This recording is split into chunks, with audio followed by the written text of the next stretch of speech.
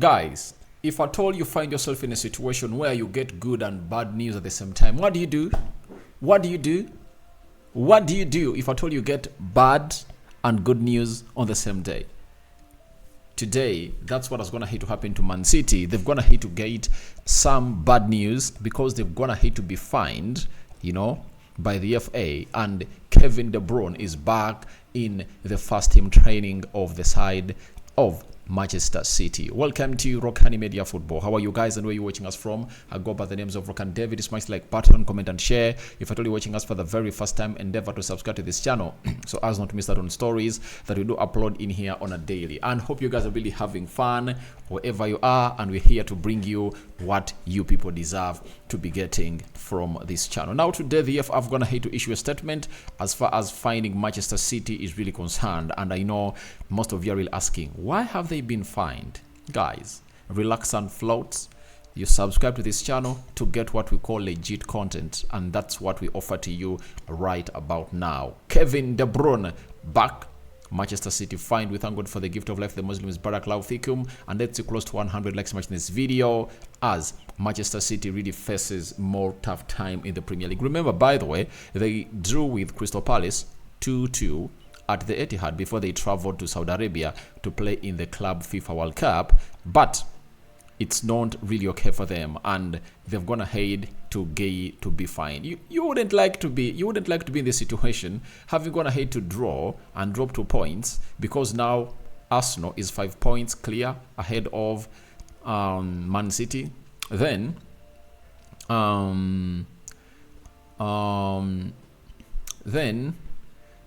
Liverpool is 4 points clear. The same applies to Aston Villa, 4 points clear of City, and City I think is having 34 points, and Man United is just 6 points behind City. So it shows you that City are really in a very hard time.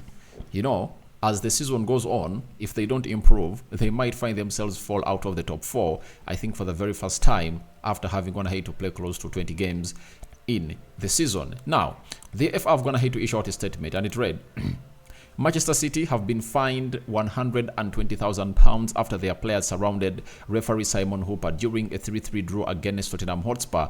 The FA have confirmed Manchester City have admitted that they failed to ensure their players did not behave in an improper way towards referee Simon Hooper during the 3-3 draw against Tottenham Hotspur earlier this month. And this is what I hate about the FA. They are killing the game. They are killing the game.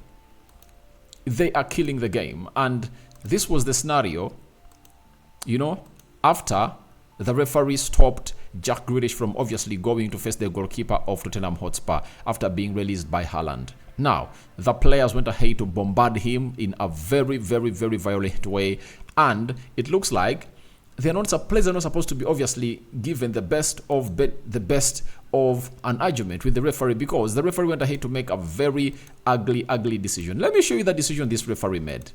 This is it. Very ugly. Look at it. So, here at first, before Haaland releases Jack Grealish to face the goalkeeper, Haaland is forward at the halfway pitch, and then he gets up and regains possession. When he regained possession, guess what happened? They went ahead to when he regained possession, he released Jack Grealish. When he released Jack Grealish, look at Jack Grealish and where he was. He was just like 2-3 movements with the ball, or 2-3 dribbles to face Vicario, the goalkeeper of Tottenham Hotspur. And guess what happened? The referee went ahead to blow the whistle, yet the first time when Haaland was really the first time when Haaland was forward, he never blew the whistle. And this saw Haaland go mad. This is Kovacic, go mad at the referee and asking him, what the hell are you doing? What the hell are you doing? Because it's really very, very, very, very, very annoying. And for me, I think these referees are really given a lot of power and they don't know how to use it. That's my problem with them. They've been given a lot of power and they don't know how to use it, because you never blew the whistle when Haaland was forward. When Haaland really gets up and regains possession and releases Jack Grealish, because Jack Grealish was going to have a 1v1 against Vicario, and you blow the whistle. So that's why they've gone ahead to be really fined £120,000, and they just want the referees to keep quiet. Sorry, they just want the players to keep quiet.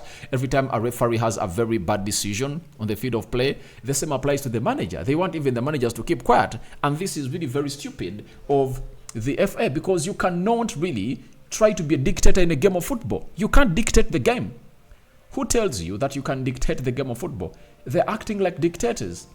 They're acting like pure dictators. You saw it yesterday when Man United was taking on the side of Liverpool. You know, in a space of 10 seconds, the referee went ahead to give Diego Dallo a red card. 2 yellow cards in a space of 10 seconds. The ball was supposed to be a throw-in in favor of Man United, and the referee gave it in the favor of Liverpool. Dallo punches the air in anger, and then he's being given a yellow card by Mike Oliver. When Dallo went ahead to really punch the air again after being given the yellow card, he added a second yellow, and that resulted into him being sent off the field of play. That is really very, very, very dictatorial, and you cannot obviously play a game of football in such a manner. These are things that should change. This must stop in the Premier League, because you can't really act as a dictator in a game like this. They've gone ahead to threaten Erik ten Hag, because when he was asked yesterday about that scenario, Erik ten Hag said, I won't say anything, because when I say anything, they are going to obviously do what? Fine me. Mikel Arteta has been threatened, He said nothing about the VAR controversial goal they disallowed against Aston Villa and Arsenal, after ranting against that goal that wouldn't have gone ahead to stand when Arsenal was playing against Newcastle. And these are moments that will be remembered towards the end of the season that deny teams trophies. Man City, however much they've gone ahead to get very many favors from VAR, but on that day, they deserved their chance. And they would have gone ahead to be at like 36 points if at all they went ahead to win that game, because it ended in a draw. But Grealish scores that goal in the dying minutes of the game. Man City win the game 4-3. So it is not good to obviously lose very unfavorably. It's always good to lose when you've gone ahead to lose on merit. But every time you don't lose on merit, guys, it's really very, very disheartening and very outrageous. So to me, I think the FA should obviously revise the way they obviously handle these people, because you cannot really take off my freedom of speech. I have to speak according to what I've gone ahead to see. If I told you a manager and you speak, you are fined, all banned. So they're acting like dictators, and I think it's spoiling the game of football. So we need to be doing better and see these people go in. But for Man City, have been fined £120,000. But remember, they also have 115 charges. So it is really, really, really, really, really, really very, very, very bad. Now, today, as they're in Saudi Arabia, preparing to play in the Club FIFA World Cup, they've gotten some good news. This is Kevin De Bruyne. What a way to see him back into the first team training sessions. And that is Kevin De Bruyne for you. All smiles during the training session. And there he comes to obviously show you exactly what he's made of. And he was really running with the first team down there in Saudi Arabia. So it's really good news for Man City. You never know. He might be the solution to the 6 games played, 4 draws, 1 loss and 1 win. Meaning that out of the possible 18 points, they've only gone ahead to collect 7 points.